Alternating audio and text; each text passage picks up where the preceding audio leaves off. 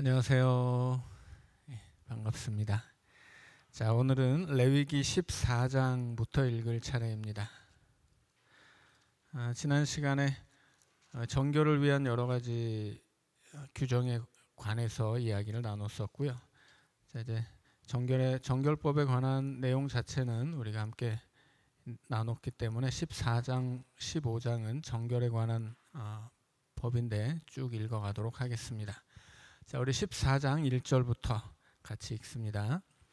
여호와께서 모세에게 말씀하여 이르시되 나병 환자가 정결하게 되는 날의 규례는 이러하니 곧 그 사람을 제사장에게로 데려갈 것이요 제사장은 진영에서 나가 진찰할지니 그 환자에게 있던 나병 환부가 나았으면 제사장은 그 정결함을 받을 자를 위하여 명령하여 살아있는 정결한 새 2마리와 백향목과 홍색 실과 우슬초를 가져오게 하고 제사장은 또 명령하여 그 새 하나는 흐르는 물 위 질그릇 안에서 잡게 하고 다른 새는 산채로 가져다가 백향목과 홍색 실과 우슬초와 함께 가져다가 흐르는 물 위에서 잡은 새의 피를 찍어 나병에서 정결함을 받을 자에게 7번 뿌려 정하다 하고 그 살아있는 새는 들에 놓을지며 정결함을 받는 자는 그의 옷을 빨고 모든 털을 밀고 물로 몸을 씻을 것이라. 그리하면 정하리니 그 후에 진영에 들어올 것이나 자기 장막 밖에 이레를 머물 것이요 7째 날에 그는 모든 털을 밀되 머리털과 수염과 눈썹을 다 밀고 그의 옷을 빨고 몸을 물에 씻을 것이라. 그리하면 정하리라. 8째 날에 그는 흠없는 어린 순양 2마리와 1년 된 흠없는 어린 암양 1마리와 또 고운 가루 10분의 3 에바에 기름 섞은 소재물과 기름 1록을 취할 것이요 정결하게 하는 제사장은 정결함을 받을 자와 그 물건들을 회막 문 앞 여호와 앞에 두고 어린 순양 1마리를 가져다가 기름 1록과 아울러 속건제로 드리되 여호와 앞에 흔들어 요제를 삼고 그 어린 순양은 거룩한 장소 곧 속죄제와 번제물 잡는 곳에서 잡을 것이며 속건 제물은 속죄 제물과 마찬가지로 제사장에게 돌릴지니 이는 지극히 거룩한 것이니라. 제사장은 그 속건 제물의 피를 취하여 정결함을 받을 자의 오른쪽 귓뿌리와 오른쪽 엄지 손가락과 오른쪽 엄지 발가락에 바를 것이요 제사장은 그 1록의 기름을 취하여 자기 왼쪽 손바닥에 따르고 오른쪽 손가락으로 왼쪽 손에 기름을 찍어 그 손가락으로 그것을 여호와 앞에 7번 뿌릴 것이요 손에 남은 기름은 제사장이 정결함을 받을 자의 오른쪽 귓뿌리와 오른쪽 엄지 손가락과 오른쪽 엄지 발가락 곧 속건 제물의 피 위에 바를 것이며 아직도 그 손에 남은 기름은 제사장이 그 정결함을 받는 자의 머리에 바르고 제사장은 여호와 앞에서 그를 위하여 속죄하고 또 제사장은 속죄제를 드려 그 부정함으로 말미암아 정결함을 받을 자를 위하여 속죄하고 그 후에 번제물을 잡을 것이요 제사장은 그 번제와 소제를 제단에 드려 그를 위하여 속죄할 것이라. 그리하면 그가 정결하리라. 정결해지는 한 사람이 나병으로부터 정결해주는 규정이 굉장히 많이 있죠. 그러니까 정결해진다라고 하는 것은 쉽지 않다는 이야기예요. 이 자세한 내용은 우리가 수요일날 레위기 강해를 통해서 배우게 되겠지만 아무튼 우리가 이 정결함이라고 하는 것을 위해서 제물도 필요하고 그 정결해지는 과정도 필요한데 이게 좀 쉽지 않죠. 자, 그래서 우리가 정결함을 얻는 것은 쉽지는 않다는 것을 좀 일단 기억해 두시면 되겠습니다. 그리고 마치 제단 뿔에 그 제단을 정결하기 위해서 피를 바르는 것처럼 사람으로 치자면 제단 뿔이라고 할 수 있는 뭐 귓뿌리, 엄지손가락, 엄지발가락 이런 데 이제 똑같이 거기 발라서 이제 정결하게 하는 것을 볼 수가 있습니다. 자, 21절부터는 이 복잡하고 또 여러 가지 것이 드는 이 정결례를 가난한 사람이 힘이 미치지 못하면 어떻게 해야 되는지에 관한 이야기입니다. 자, 21절부터 또 읽습니다.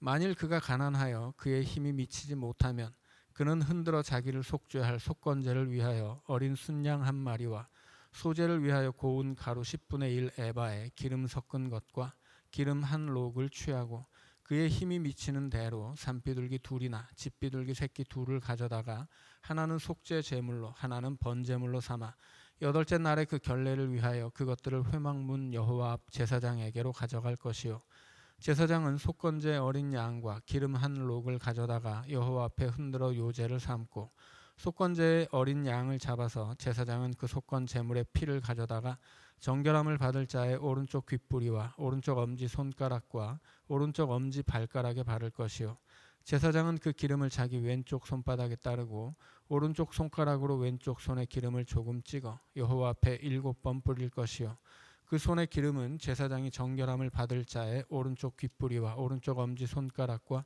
오른쪽 엄지 발가락 곧 속건 제물의 피를 바른 곳에 바를 것이며 또 그 손에 남은 기름은 제사장이 그 정결함을 받는 자의 머리에 발라 여호와 앞에서 그를 위하여 속죄할 것이며 그는 힘이 미치는 대로 산비둘기 한 마리나 집비둘기 새끼 한 마리를 들이되 곧 그의 힘이 미치는 대로 한 마리는 속죄제로 한 마리는 소제와 함께 번제로 드릴 것이요 제사장은 정결함을 받을 자를 위하여 여호와 앞에 속죄할지니 나병 환자로서 그 정결 예식에 그의 힘이 미치지 못하는 자의 규례가 그러하니라.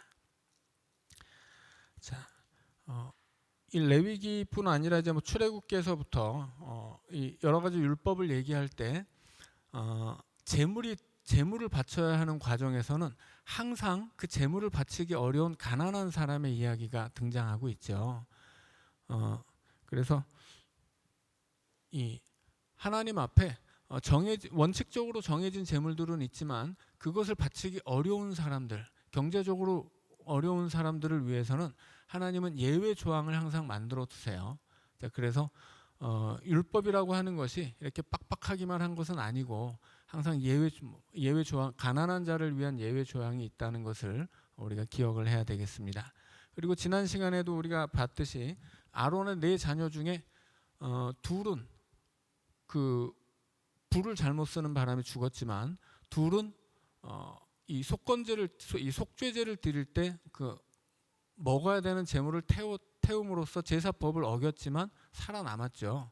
그러니까 이게 근본적인 문제를 건드리지 않는 한은 예외 조항이 있는 거예요. 그리고 다 이렇게 하나님이 이렇게 딱 법을 정해놓고 어기면 너는 무조건 그냥 죽어 이렇게 이야기하지만은 않는다라고 하는 거죠.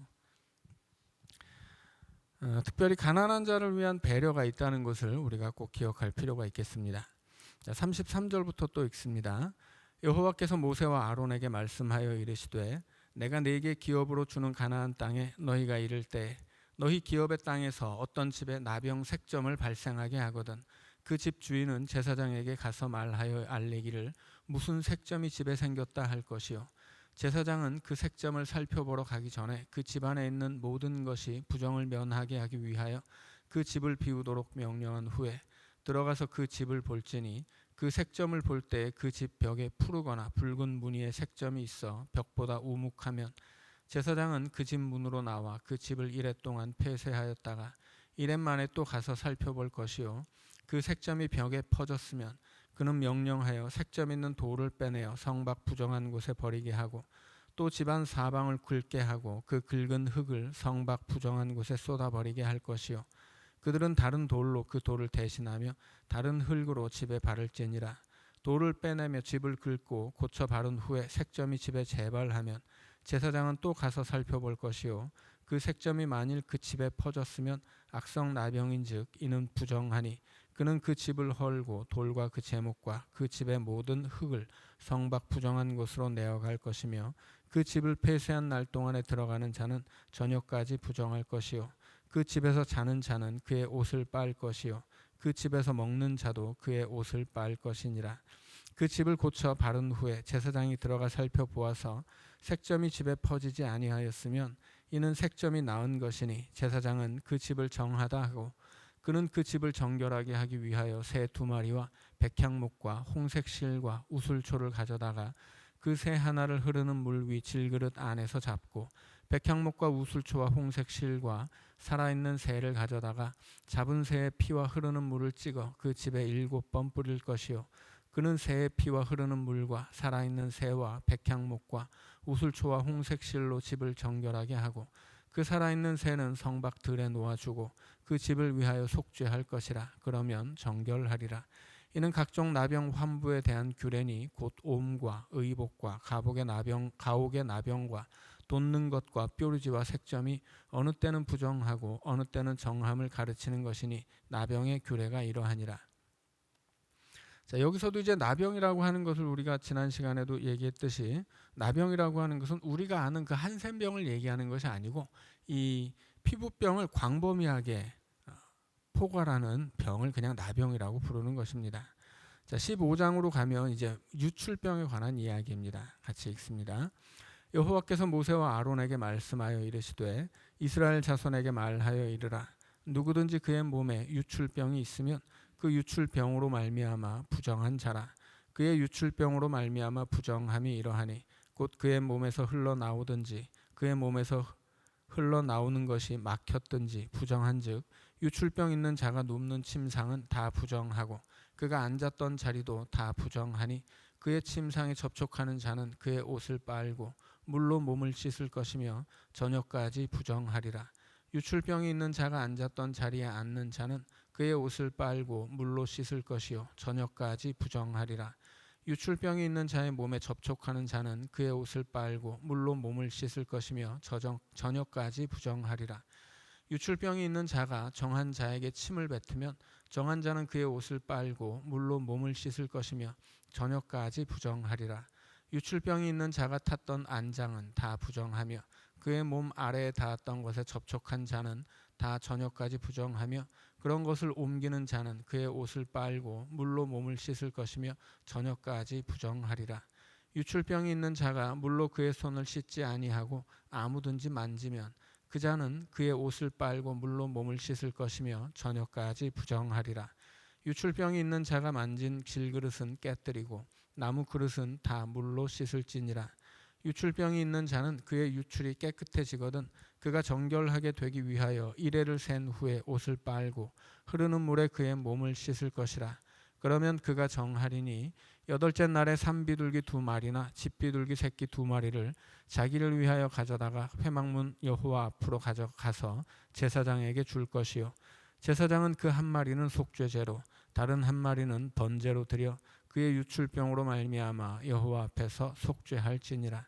설정한 자는 전신을 물로 씻을 것이며 저녁까지 부정하리라. 정수가 묻은 모든 옷과 가죽은 물에 빨 것이며 저녁까지 부정하리라. 남녀가 동침하여 설정하였거든 둘 다 물로 몸을 씻을 것이며 저녁까지 부정하리라. 어떤 여인이 유출을 하되 그의 몸에 그의 유출이 피이면 이레 동안 불결하니 그를 만지는 자마다 저녁까지 부정할 것이요 그가 불결할 동안에는 그가 누웠던 자리도 다 부정하며 그가 앉았던 자리도 다 부정한즉 그의 침상을 만지는 자는 다 그의 옷을 빨고 물로 몸을 씻을 것이요 저녁까지 부정할 것이며 그가 앉은 자리를 만지는 자도 다 그들의 옷을 빨고 물로 몸을 씻을 것이요 저녁까지 부정할 것이며 그의 침상 위에나 그가 앉은 자리 위에 있는 것을 만지는 모든 자도 저녁까지 부정할 것이며 누구든지 이 여인과 동침하여 그의 불결함에 전염되면 이레 동안 부정할 것이라. 그가 눕는 침상은 다 부정하니라. 만일 여인의 피의 유출이 그의 불결기가 아닌데도 여러 날이 간다든지 그 유출이 그의 불결기를 지나도 계속되면 그 부정을 유출하는 모든 날 동안은 그 불결한 때와 같이 부정한즉 그의 유출이 있는 모든 날 동안에 그가 눕는 침상은 그에게 불결한 때의 침상과 같고 그가 앉는 모든 자리도 부정함이 불결한 때의 부정과 같으니 그것들을 만지는 자는 다 부정한즉 그의 옷을 빨고 물로 몸을 씻을 것이며 저녁까지 부정할 것이요 그의 유출이 그치면 이레를 센 후에야 정하리니 그는 여덟째 날에 산비둘기 2마리나 집비둘기 새끼 2마리를 자기를 위하여 가져다가 회막문 앞 제사장에게로 가져갈 것이요 제사장은 그 한 마리는 속죄제로 다른 한 마리는 번제로 드려 유출로 부정한 여인을 위하여 여호와 앞에서 속죄할지니라. 너희는 이와 같이 이스라엘 자손이 그들의 부정에서 떠나게 하여 그들 가운데에 있는 내 성막을 그들이 더럽히고 그들이 부정한 중에서 죽지 않도록 할지니라. 이 규례는 유출병이 있는 자와 설정함으로 부정하게 된 자와 불결기에 앓는 여인과 유출병이 있는 남녀와 그리고 불결한 여인과 동침한 자에 대한 것이니라. 자, 정결법에 관한 이유를 31절에서 한마디로 말해주고 있습니다. 정결해야 하는 이유는 그러니까 부정하면 안 된다는 얘기인데 그 부정한 채로 하나님의 성막을 더럽히고 그 부정한 중에서 죽지 않도록 하기 위해서예요. 그러니까 이스라엘 백성들은 하나님 앞에 나와서 하나님이 이제 성막이 임하셨으니 그 성막을 하나님과 만나는 회막으로 삼아서 이제 하나님을 만나야 하는데 부정한 채로 나오면 죽는단 말이에요. 그래서 정결법을 행해야 하는 이유는 그 부정함을 씻고 하나님 앞에 나올 수 있도록 하기 위해서이죠. 자, 그래서 결국 이 정결법은 하나님 앞에 나오게 하는 것이 목적입니다. 자, 이제 16장으로 넘어가면 16장은 속죄일에 관한 이야기예요. 이 속죄일은 레위기에서 가장 중요한 사항이고 레위기 이야기의 이제 핵심이라고 할 수가 있습니다. 모세오경 전체의 핵심이 레위기라면 레위기의 핵심이 16장이에요. 그래서 결국은 모세오경 전체에서 가장 중요한 장을 고르라고 한다면 레위기 16장입니다. 이것은 하나님의 백성이 하나님 앞에 나아올 수 있는 방법을 말해주고 있기 때문이에요. 자, 그래서 16장이 레위기에서 제일 중요한 이야기이고 앞에서 제사에 관한 이야기, 제사장에 관한 이야기, 정결에 관한 이야기, 이 모든 이야기들은 결국은 하나님의 백성이 하나님 앞에 나오기 위한 방법들이죠. 그리고 그 방법의 정점이 16장에 나오는 속죄일이에요. 자, 그래서 말하자면 이 속죄일은 대청소의 날입니다. 속죄일에는 성막에 묻은 모든 그 오염된 부정함을 다 씻어내는 날이기도 하고 그리고 백성들이 하나님 앞에 다 씻어내지 못한 부정함과 죄악들 그들이 알고 지은 죄 모르고 지은 죄 그래서 하나님 앞에서 씻어내지 못하고 남겨놓은 그 모든 죄를 한꺼번에 청소하는 날이 이 속죄일이에요. 그래서 이스라엘 백성들은 이 속죄일을 통해서 하나님으로부터 부여받은 그 거룩의 지위를 유지하게 되는 것입니다. 그래서 레위기에서 또 율법 안에서 제일 중요한 것이 뭐냐? 그것은 속죄일입니다. 그리고 이 속죄일 하루만 대제사장이 하나님의 지성소 안으로 들어갈 수가 있어요. 자, 그래서 이 속죄일이야말로 이 대제사장이 이스라엘 전체를 대표해서 하나님 앞에 나아가서 하나님을 만나고 하나님이 계시는 성막의 부정함을 씻을 뿐 아니라 하나님 앞으로 나오는 그 백성들의 모든 그 정하지 못한 것을 씻어서 다시금 하나님의 백성으로 정결해지고 그 거룩함을 회복하는 날이에요. 자, 이 속죄일이 어떤 날인지를 이제 좀 이해하시고 이제 속죄일에 관한 이야기를 읽어가도록 하겠습니다. 자, 근데 이 속죄일에 관해서 16장이 설명을 하는데 1절부터 10절까지는 이 속죄일의 행사를 위한 준비예요. 자, 1절부터 읽습니다. 아론의 두 아들이 여호와 앞에 나아가다가 죽은 후에 여호와께서 모세에게 말씀하시니라. 여호와께서 모세에게 이르시되 내 형 아론에게 이르라. 성소에 휘장한 법궤 위 속죄소 앞에 아무 때나 들어오지 말라. 그리하여 죽지 않도록 하라. 이는 내가 구름 가운데에서 속죄소 위에 나타남이니라. 자, 하나님이 어디에 임재하시냐면 하나님은 성막에 임재하시는데 그 성막 안에서도 지성소 안에서도 언약궤의 뚜껑인 속죄소 위에 임하시는 겁니다. 그러니까 그냥 무작정 하나님이 성막에 임하셔서 그 성막 모든 곳에 계시는 게 아니에요. 하나님은 성막에 임하시는데 그 성막에 임하시는 하나님을 가려주기 위해서 이제 구름이 이제 성막 위에 빽빽하게 임하죠. 그런데 하나님은 그 성막 위에 계시는 게 아니고 성막 안에 지성소로 들어오시고 지성소에는 언약궤가 있는데 언약궤와 그 언약궤가 있고 언약궤 뚜껑을 속죄소라고 하는데 이 속죄소는 단순히 뚜껑의 역할이 아니에요. 그러니까 우리가 이해하기 쉽도록 언약궤 위를 덮어놓았기 때문에 뚜껑이라고 말만 하는 것이지 뚜껑의 역할이 아니에요.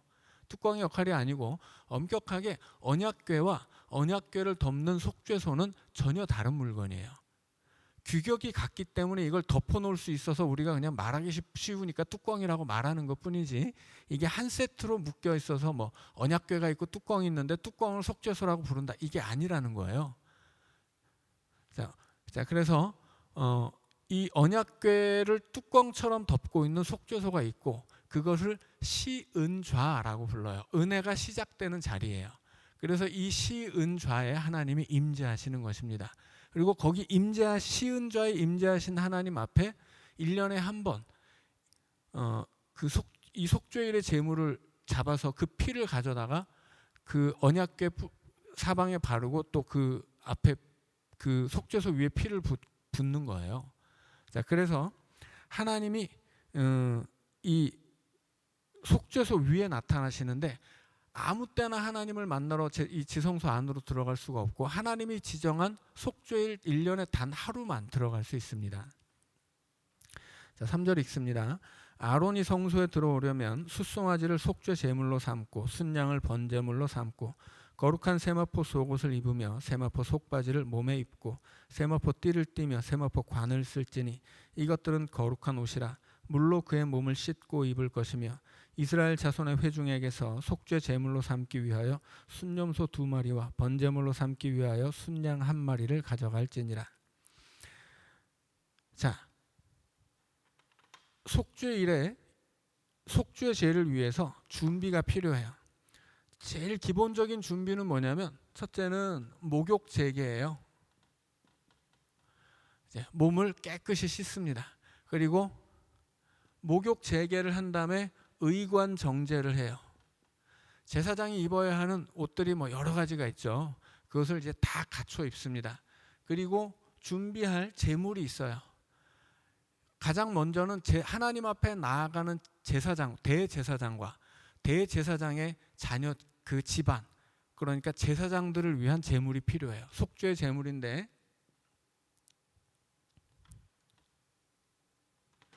자, 한 가지 이제 짚고 넘어가야 할 것은, 제사장은 레위 지파 안에서 아론의 집안에 부여된 그 세습 지위예요. 그러니까는 아론 집안의 자녀들은 다 제사장이에요. 그리고 다른 레위 지파의 가문들은 제사장을 배출하지 않습니다. 다른 집안은 그냥 레위 집안이고, 제사장은 아론의 집안으로 한정돼 있어요. 자, 그래서 아론의 집안에서 아론이 대제사장이죠. 대제사장은 아론의 장자에게 세습되는 거예요.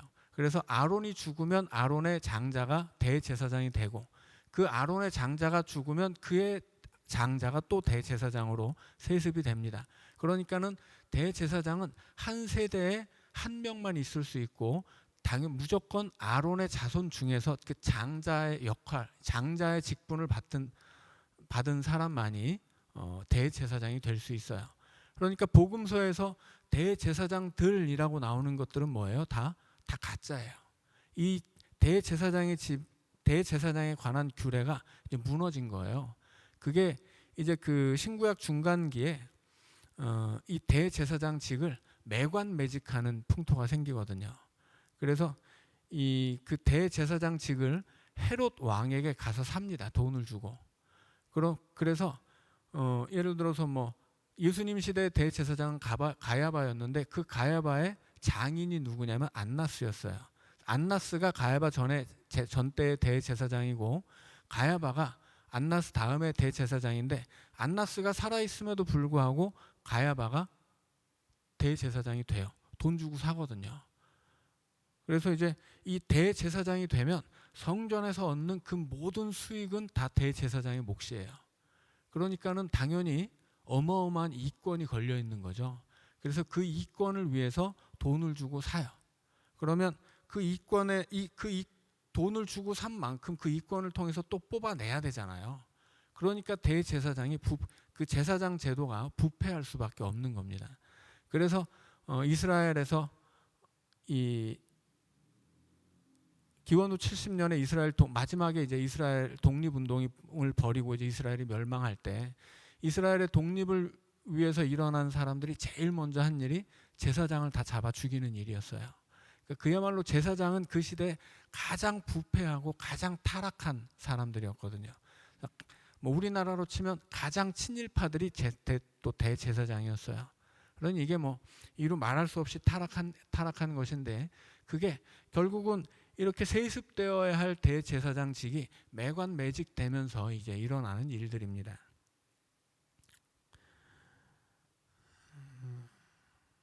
자, 그래서 목욕 재개하고 의관 정제하고 그 다음에 제물을 준비하는데, 제사장과 그 집안 제사장들을 위한 제물을 숫송아지를 준비하고, 그리고 백성들을 위해서 염소 2마리를 준비해요. 양과 순양이죠. 순양과 또 염소 2마리를 준비합니다. 자, 숫송아지는 대제사장과 그 제사장들을 위한 속죄 제물이고, 순양은 백성들을 위한 속죄 제물이에요. 그리고 이 2번의 속죄제를 드린 다음에는 염소 2마리를 가져와서 제비를 뽑아요.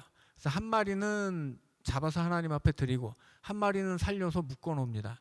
그리고 앞에서 속죄제를 드린 다음에, 그 다음에 이 염소 1마리를 하나님 앞에 드리고, 그 다음에 2마리니까 그 중에 살아남은 1마리 있죠. 제비 뽑아서 한 놈은 하나님을 위해, 한 놈은 아사셀을 위해 이제 주기로 제비를 뽑거든요.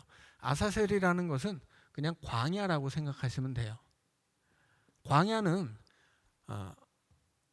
어떤 곳이냐면, 말하자면 진 밖이에요.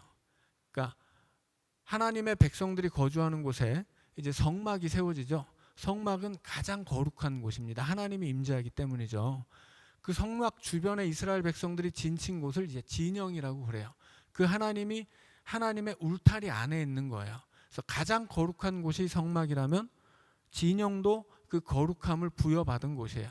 그런데 그 진 밖에서도 진영과 가까운 것은 중간지대입니다. 그래서 뭐 예를 들어서 부정한 사람이 진 밖으로 나가 있을 때,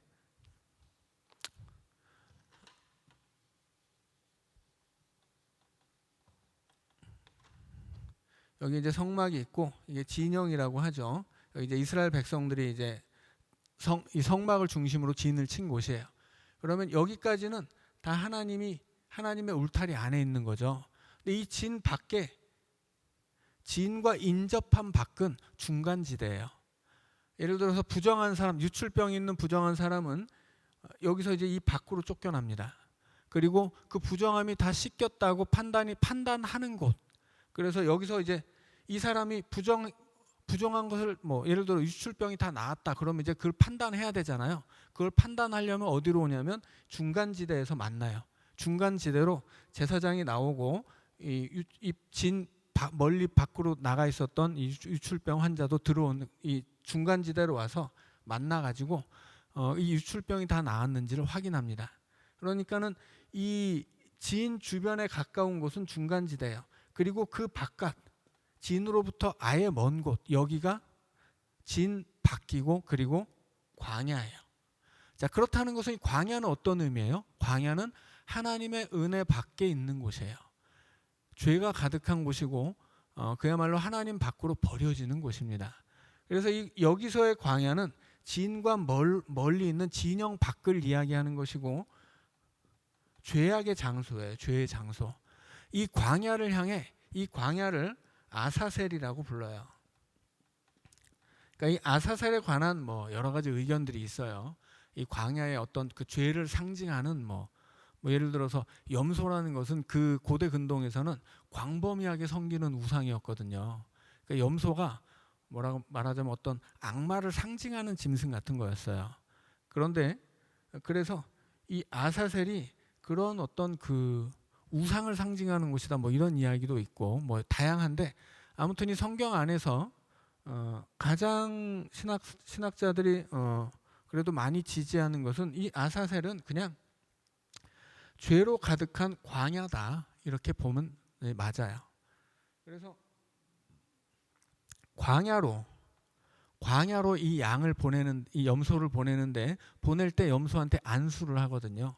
안수를 하는 것은 이스라엘 백성들의 그 모든 죄를 염소한테 뒤집어 씌우는 거예요. 그리고 그 죄가 있어야 할 본래 그 죄악의 자리로 보내는 거예요.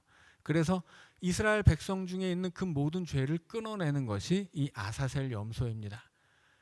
이스라엘 진영 안에 남아있는 그 모든 죄를 다 이 염소한테 뒤집어 씌워가지고 그 죄가 있어야 할 본래의 자리인 광야로 내보내는 거예요. 자, 그래서 그렇게 내보낼 제물이 필요한데 그 제물을 위해서 염소 2마리를 준비합니다.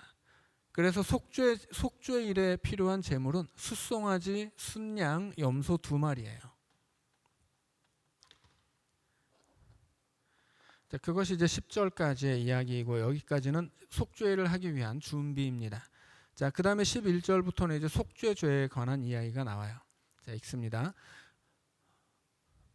자, 아론은 자기를 위한 속죄제의 숫송아지를 드리되 자기와 집안을 위하여 속죄하고 자기를 위한 그 속죄제 숫송아지를 잡고 향로를 가져다가 여호와 앞 제단 위에서 피운 불을 그것에 채우고 또 곱게 간 향기로운 향을 2 손에 채워 가지고 휘장 안에 들어가서 여호와 앞에서 분향하여 향연으로 증거계 위 속죄소를 가리게 할지니 그리하면 그가 죽지 아니할 것이며 그는 또 숫송아지의 피를 가져다가 손가락으로 속죄소 동쪽에 뿌리고 또 손가락으로 그 피를 속죄소 앞에 7번 뿌릴 것이며 또 백성을 위한 속죄제 염소를 잡아 그 피를 가지고 휘장 안에 들어가서 그 숫송아지 피로 행함같이 그 피로 행하여 속죄소 위와 속죄소 앞에 뿌릴지니 곧 이스라엘 자손의 부정과 그들이 범한 모든 죄로 말미암아 지성소를 위하여 속죄하고 또 그들의 부정한 중에 있는 회막을 위하여 그같이 할 것이요 그가 지성소에 속죄하러 들어가서 자기와 그의 집안과 이스라엘 온 회중을 위하여 속죄하고 나오기까지는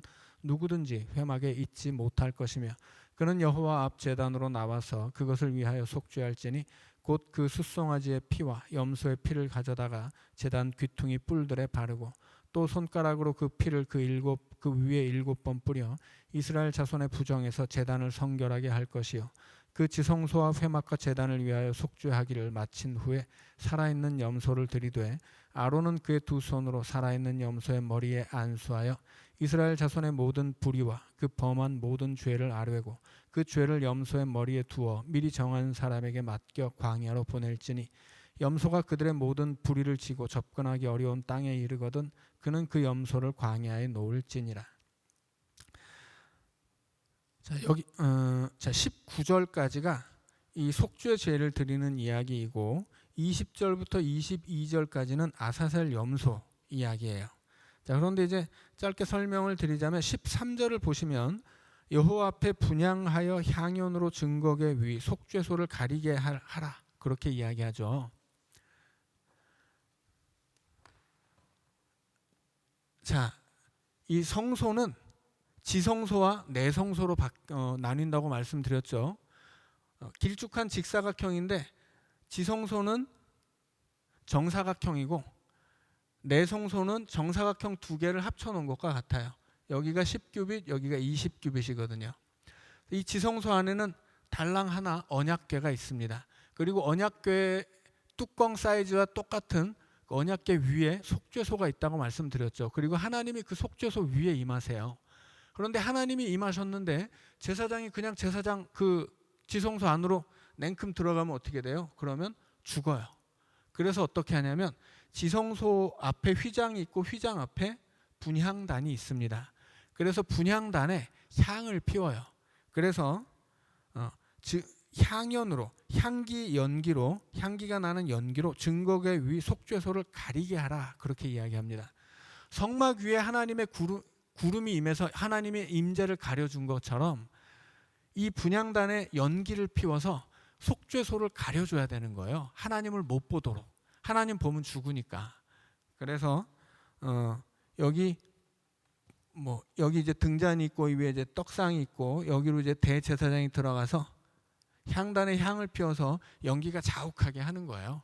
그러면 그 다음에 지성소 안으로 들어갈 수 있는 겁니다. 자, 여기까지 설명하고 3